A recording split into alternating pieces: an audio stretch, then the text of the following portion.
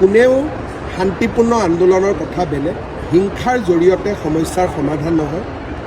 খেৰণীত কাৰ্বি ৰাইজে যিটো দাবী কৰিছে, একাংশ কাৰ্বি ৰাইজে, যে হিজিয়াৰ পিজিয়াৰত থকা মানুহখিনিক উচ্ছেদ কৰি দিয়ক।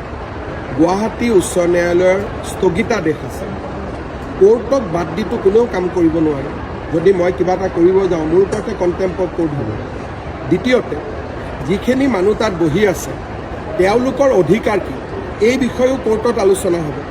আনকি আমি ফৰেষ্টৰ পৰা যিমানবোৰ আজিলৈকে এভিকশ্যন কৰিছোঁ, হাইকোৰ্ট, সুপ্ৰিম কোৰ্ট দুবাৰ তিনিবাৰকৈ কেছ খেলাৰ পিছতহে, কোৰ্টে হাঁ বুলি কোৱাৰ পিছতহে আমি এভিকশ্যন কৰিছোঁ।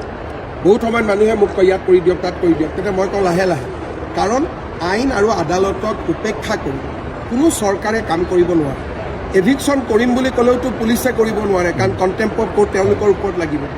এই কথাখিনি কিয় বুজি পোৱা নাই বা বুজাৰ চেষ্টা হোৱা নাই, সেই বিষয়ে মই অপাৰক ক'বৰ কাৰণে, কিন্তু নিশ্চিতভাৱে যেতিয়া মই তেওঁলোকৰ লগত মুখামুখিকৈ কথা পাতিম, তেওঁলোকৰ মাজত যদি কিবা ভুল ধাৰণা আছে সেই বিষয়ে মই বুজি পাম।